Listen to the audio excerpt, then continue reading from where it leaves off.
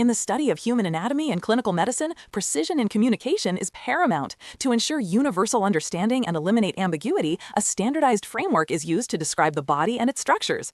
This framework begins with the anatomical position, a universal reference point, and extends to the body planes. This module will first define the anatomical position and its importance as the foundation for all anatomical terminology. Following this, it will detail the three primary anatomical planes, sagittal, coronal, and transverse, and their clinical significance in imaging and surgical planning.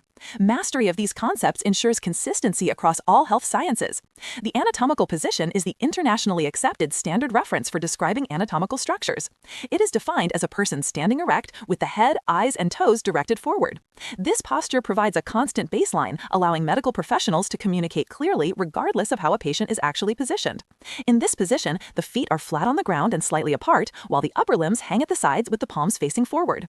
This specific orientation of the hands is not accidental. It is a critical component of the standard that ensures every practitioner visualizes the body the same way.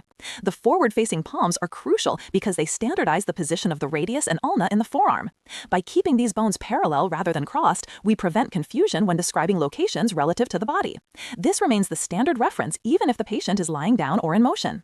Building upon the anatomical position, the body is further understood through anatomical planes. These are imaginary flat surfaces that pass through the body. These sections are essential for visualizing internal structures, particularly in medical imaging and surgical planning, where seeing a specific slice of the body is necessary. The sagittal plane is a vertical plane that divides the body or an organ into right and left portions. A mid-sagittal or median plane passes directly through the midline, dividing the body into two equal right and left halves. This is the starting point for understanding bilateral symmetry in human anatomy.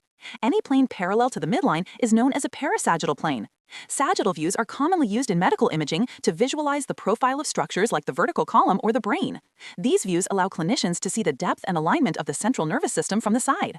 The coronal plane, also known as the frontal plane, is another vertical plane, but it divides the body into anterior or front and posterior or back sections. It runs at a right angle to the sagittal plane, providing a completely different perspective of the internal organs and skeletal structure. Coronal views are fundamental in diagnostics, such as in chest radiography. In a standard X-ray, the heart and lungs are viewed from the front, allowing doctors to assess the size, shape, and position of these vital organs relative to the chest wall. This view is essential for identifying respiratory issues. The transverse plane, also called the horizontal or axial plane, divides the body into superior or upper and inferior or lower portions. It runs perpendicular to both the sagittal and coronal planes, effectively cutting across the long axis of the body to reveal a unique internal perspective. This plane provides a cross-sectional view, which is the standard for computed tomography or CT scans. This allows for detailed examination of organs within the abdomen or brain by looking at them as if they were sliced into thin layers, revealing internal details that vertical planes might miss. By combining the anatomical position with these three planes, medical professionals can pinpoint any location in the body with absolute certainty. Whether discussing a surgical site or a diagnostic image, these tools provide the coordinates needed for precise execution in all health sciences, from clinical examination to complex surgical intervention. In summary, the anatomical position provides the foundational reference for all anatomical description, ensuring consistency and accuracy. The three cardinal planes, sagittal for left and right division, coronal for anterior and posterior division, and transverse for superior and inferior division, offer distinct and necessary perspectives for visualizing the human body. Mastery of these concepts is a fundamental requirement for clear communication and precise execution in medicine. By using this standardized language, healthcare providers ensure that information is shared accurately, reducing errors and improving patient outcomes. The human skeletal system serves as the essential framework for our bodies, providing rigid support and vital protection for our internal organs. However, a purely rigid structure would make movement impossible. The solution to this paradox lies in articulations, or joints, where bones connect. Understanding joint classification is fundamental to studying human biomechanics.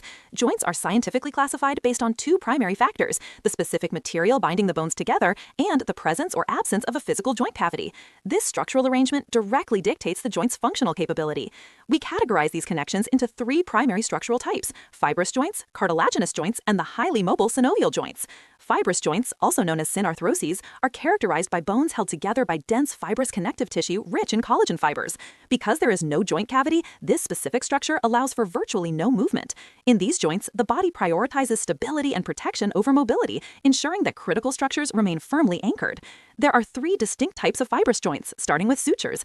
Found exclusively in the skull, sutures feature interlocking bone edges joined by very short connective tissue fibers. This creates a rigid, immovable protective case that safeguards the brain. As we age, these fibers can even ossify, further strengthening the protective cranial shield. The other fibrous types are syndesmoses and gumphoses. In a syndesmosis, bones are connected by ligaments or a sheet of fibrous tissue, allowing for minimal movement, such as between the tibia and fibula. A gumphosis is a unique peg and socket joint, seen only where a tooth fits into its bony socket, held firmly. Cartilaginous joints, or amphiarthroses, are defined by bones united strictly by cartilage. Like fibrous joints, they lack a joint cavity, but they allow for a slight degree of movement. This structural design makes them effective shock absorbers, capable of withstanding pressure while providing the limited flexibility necessary for certain growth and physiological functions. The second type is the symphysis. Here, the articular surfaces are covered with hyaline cartilage, which is fused to an intervening pad of fibrocartilage. This arrangement provides significant strength combined with limited flexibility. We see this in the intervertebral discs of the spine and the pubic symphysis, acting as a resilient protective cushion. The first type of cartilaginous joint is the synchondrosis, where bones are joined by a bar or plate of hyaline cartilage. These are typically immovable. A primary example is the epiphyseal plates in the long bones of growing children, which eventually ossify. Another example is the joint between the first rib and sternum. Synovial joints, known as diarthrosis, are the most common and mobile joints in the human body. Unlike the previous types, they are distinguished by the presence of a fluid-filled joint cavity. This complex structural engineering permits a wide range of motion, enabling the full mobility required for complex actions like walking and reaching. Every synovial joint shares key features, starting with articular cartilage. This smooth hyaline cartilage covers opposing bone surfaces to absorb compression and reduce friction. Next is the joint cavity itself, a unique space between the articulating bones that contains synovial fluid. This fluid acts as a lubricant, ensuring that surfaces glide smoothly. The joint cavity is enclosed by a two-layered articular capsule. The outer layer is a tough fibrous capsule that prevents the bones from pulling apart. The inner layer is the synovial membrane, which produces the lubricating synovial fluid. Together, these components create a self-contained environment designed for high-frequency movement and long-term physical durability. Synovial joints come in various forms to facilitate different movements. Hinge joints, like the elbow, allow for flexion and extension along a single plane, much like a door. Pivot joints, such as the articulation between the first and second cervical vertebrae in the neck, allow for rotation, enabling you to turn your head. For the greatest range of motion, the body utilizes ball and socket joints. In these joints, the spherical head of one bone fits into the cup-like socket of another. Found in the shoulders and hips, this structure allows for movement in all axes, including rotation. This represents the pinnacle of mobility within the human framework. In conclusion, the classification of joints into fibrous, cartilaginous, and synovial types illustrates the fundamental biological principle that structure dictates function. Whether providing immovable stability, slight shock absorption, or a wide range of motion, each